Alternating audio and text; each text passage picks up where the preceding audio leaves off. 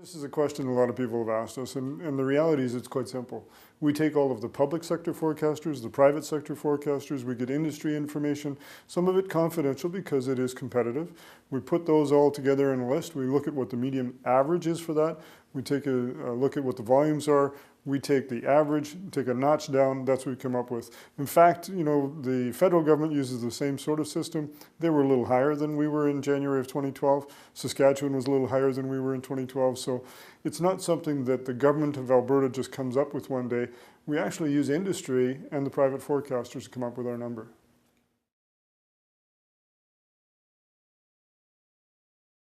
It impacts us dramatically because the structure of our royalty regime has changed. At one time, Albertans will recall that natural gas was king. We were generating $8 billion worth of royalties just from natural gas alone. Today, natural gas royalties are less than $1 billion because gas is cheap and it's plentiful. Today, the royalty structure that we have is 75% based on oil sands. Oil sands is dependent on one customer, that's the United States. And in the United States, they've increased their own production, so they don't necessarily need our oil.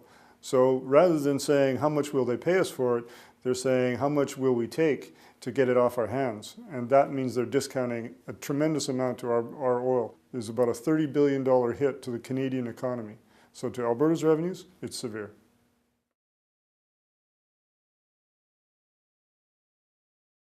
Well, we're looking at a number of different areas in terms of how we're going to manage the situation for the medium term. Certainly when we did our round the province tour, the 9 open houses across the province, we had the 6,000 respondents from our online survey. Albertans told us something very clearly, and that was get our own house in order. Take a look at how we can rein in spending and spend responsibly before we dig into their pockets for any more. So we're taking a very aggressive approach, ministry by ministry, program by program, to ensure that we're getting taxpayers' dollars value for the programs and services we deliver. And it's going to be a very aggressive approach to our spending first. We're looking at how we do things. Can we do things differently, structurally? The results-based budgeting initiative has been accelerated because, you know, we wanted to do something on our expenditure side before to do smart spending, and that was results-based budgeting. So we're going to accelerate that and be much more aggressive on it.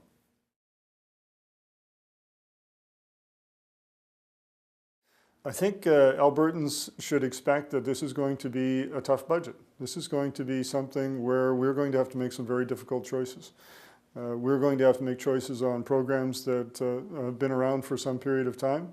But the reality of the situation is that we have a severe situation on our revenue side. We have made some progress on the expenditure side over the last number of years. We're going to have to accelerate that. We are going to have to be very aggressive and rein in our spending because frankly, that's what Albertans told us they wanted us to do, and that's what I'm working on.